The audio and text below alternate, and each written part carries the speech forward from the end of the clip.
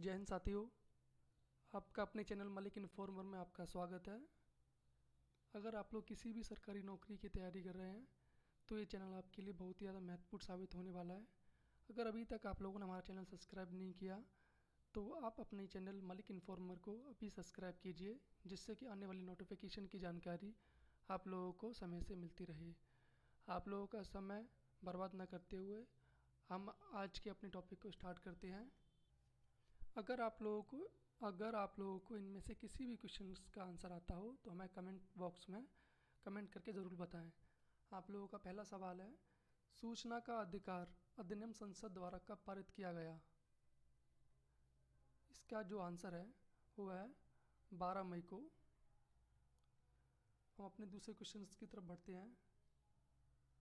वर्ष 1977 में श्री जयप्रकाश नारायण ने इनमें से किस पार्टी की स्थापना की? बताइए।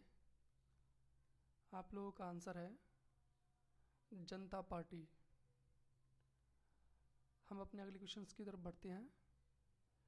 केंद्रीय बजट 2021-22 में प्रधानमंत्री स्वच्छ भारत योजना की घोषणा की गई। इस योजना की अवधि क्या है? इस योजना की अवधि 6 वर्ष है। अगला क्वेश्चन, निम्न में से कौन सा कार्बोहाइड्रेट बनता है जब स्टार्च का जलीय विघटन किया जाता है? तो आप लोगों का आंसर है ग्लूकोज।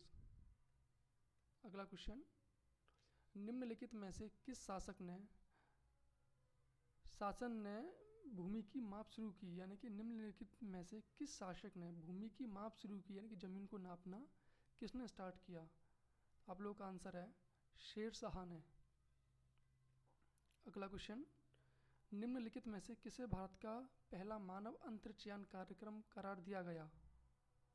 आप लोगों का आंसर है गगनयान। अगले क्वेश्चन की तरफ बढ़ते हैं। किसको नोबेल शांति पुरस्कार 2018 से सम्मानित किया गया? इसका आंसर है नादिया मुराद। अगले क्वेश्चंस की तरफ बढ़ते हैं। संविधान में निम्नलिखित मौलिक कर्तव्यों की कुल संख्या कितनी है?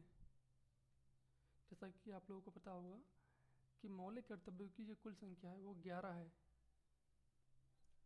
आप लोगों का अगला क्वेश्चन, प्रधानमंत्री मुद्रा योजना के तहत अब तक महिला उद्यमियों को कितने प्रतिशत ऋण दिया गया, यानी कि उनको कितने प्रतिशत तक का लोन दिया गया? तो आप लोगों का आंसर है 68% जो महिला हैं उन लोगों को लोन दिया गया है। अगला क्वेश्चन है, हाल ही में ब्रिटेन स्थित एक कंपनी ACI द्वारा जारी रिपोर्ट के अनुसार किस देश में डिजिटल भुगतान में सबसे अधिक वास्तविक समय में डिजिटल लेन देन होता है? बताइएगा। इसका आंसर है इंडिया।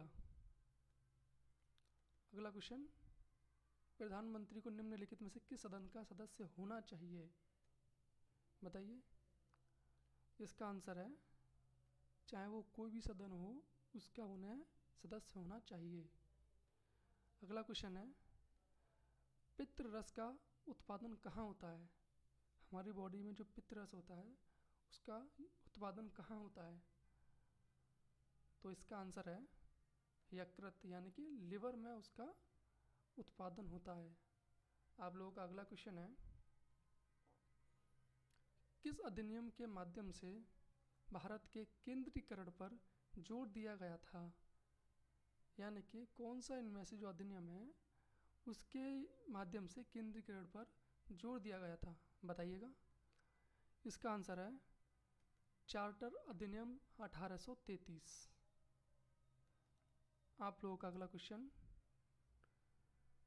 बंगाल विभाजन के बाद कौन सा आंदोलन शुरू हुआ? यानी कि जब बंगाल को डिवाइड कर दिया गया था तो कौन सा आंदोलन स्टार्ट हुआ था? इसका आंसर है स्वदेशी आंदोलन।